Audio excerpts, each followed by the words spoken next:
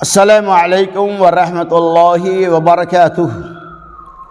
الحمد للہ رب العالمین والعاقبۃ للمتقین والصلاۃ والسلام علی اشرف الانبیاء والمرسلین وعلی آلہ واصحابہ اجمعین، اما بعد۔ عن ابی ہریرہ رضی اللہ عنہ قال قال رسول اللہ صلی اللہ علیہ وسلم اذا وجد احدكم في بطنه فاشكل عليه اخرج منه شيء ام لا فلا يخرجن من المسجد حتى يسمع صوتا او يجد ريحا، رواه مسلم۔ حضرت ابو ہریرہ رضی اللہ تعالیٰ عنہ کہتے ہیں رسول اللہ صلی اللہ علیہ وسلم نے ارشاد فرمایا اذا وجد احدكم في بطنه، جب تم میں سے کوئی آدمی اپنے پیٹ میں کوئی چیز پائے، یعنی ہم جب نماز کے اندر داخل ہو چکے ہیں اور نماز میں ہمیں کسی چیز کا احساس ہوتا ہے، اللہ فرماتے ہیں فوجد في بطنه شيئا فاشكل عليه، اور ان کے دلوں کے اندر شبہ پیدا ہوتا ہے، شک پیدا ہوتا ہے، تو اللہ کے نبی کیا فرمایا اخرج منہ شیء ام لا، کوئی چیز اس سے نکلا یا نہیں نکلا ہے، یعنی ہوا خارج ہوئی ہے یا نہیں ہوئی ہے۔ نماز میں داخل ہونے کے بعد آپ کو اس چیز کے بارے میں شبہ پیدا ہوتا ہے، تو اللہ کے نبی صلی اللہ علیہ وسلم فرمایا فلا یخرجن من المسجد، اسے چاہیے کہ مسجد سے نہ نکلے حتی یسمع صوتہ او یجد ریحہ، کہ وہ آواز سن لے، او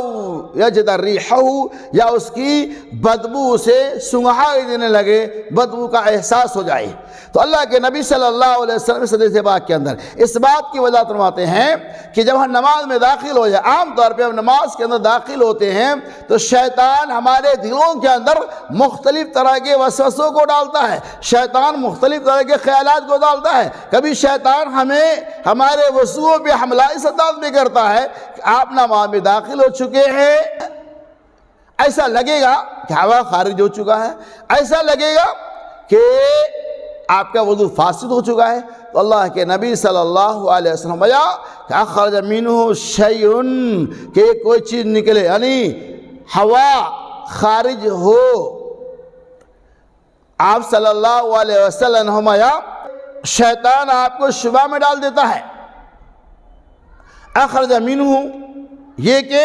آپ سے ہوا خارج ہوا ہے، آپ کا وضو ٹوٹ چکا ہے، تو اللہ کے نبی ایا نہیں ٹوٹا ہے، تو اللہ کے نبی ہویا جب تک یقین کامل نہ ہو، یعنی آپ کو یقین نہ ہو جائے کہ ہوا خارج ہوا ہے یا نہیں ہوا، اسی لیے اللہ کے نبی صلی اللہ علیہ وسلم نے نسخہ دیا حتی یسمع صوتا، یا تو آپ آواز کو، گونج مارنے کی آواز کو سن لو یا اس کی بدبو کو محسوس کر لو، تبھی آپ نماز سے نکل سکتے ہیں، آپ کا وضو فاسد ہو جائے گا، ورنہ صرف شک کی بنیاد پر نماز کو ترک کر دینا